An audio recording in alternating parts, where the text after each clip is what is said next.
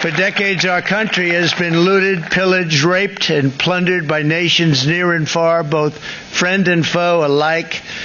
American steel workers, auto workers, farmers, and skilled craftsmen. We have a lot of them here with us today.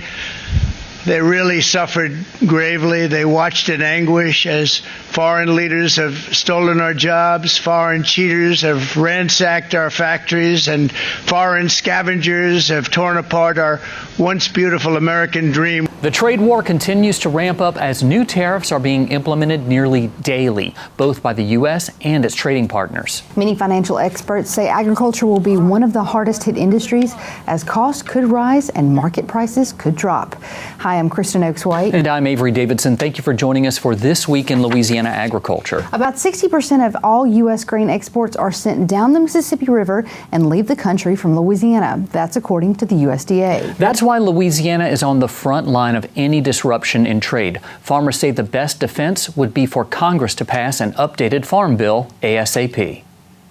Bright green corn plants sway in the wind on Donald Schexnayder's farm in Irwinville. It's an investment made now to pay off at harvest. Schexnayder has similar feelings about tariffs the U.S. has placed on other countries and the retaliatory tariffs that followed. We might see a short-term effect. Long-term, I think we're better off with it. This corn is up bigger than I was planning on it. Andy Brown is the National Affairs Director for Louisiana Farm Bureau. He says Schexnayder shares the same sentiment of many Louisiana Farm Bureau members. Our members are supportive of this effort.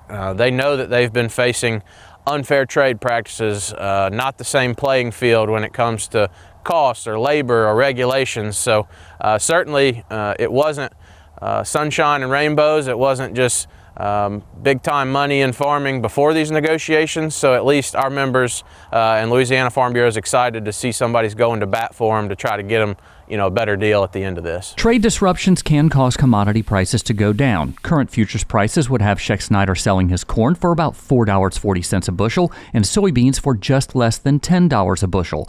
Both are already low prices when compared to the cost of growing a crop. 2 years ago, we had the drought issue in the summer that really affected. Now, on top of the cost of inputs going on, it really hit us hard on that year. Obviously, soybeans are going to get hit the worst when you look at tariffs, especially with China. Greg Fox is a grain marketing specialist with the Louisiana Farm Bureau Marketing Association. He says if retaliatory tariffs cause commodity prices to fall in the short term, there's time before Louisiana farmers would be affected. Hopefully, when we do get into Louisiana harvest, August, September, that we see some change with China and see that kind of open up.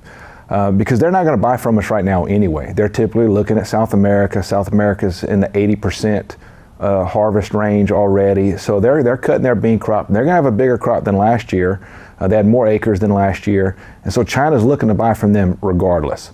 So we're going to be looking into summer, fall, where China is going to come back to the table for U.S. soybeans, and then that's where it's going to impact us the most. For Brown and Schexnayder, that just underlines the reason why farmers need Congress to pass an updated farm bill as soon as possible. Updating some of these numbers gives us a relief to say, hey, we got something to fall back on, so it would help out the whole industry. Certainly there's already talk of it, but we know from the appropriation cycles and the continuing resolutions that we've had to work under that the CCC, the Commodity Credit Corporation, the fund at USDA that MFP was pulled from last time is pretty low. It has a $30 billion borrowing cap, but their budget authority right now is down to around $3 billion. So unfortunately, $3 billion doesn't get very far when you spread it out across all farms and ranches across the country. Agriculture.com reports that some ag inputs are exempt from the latest round of tariffs. That would include potash, certain herbicides, lumber products, and certain pharmaceuticals used for livestock.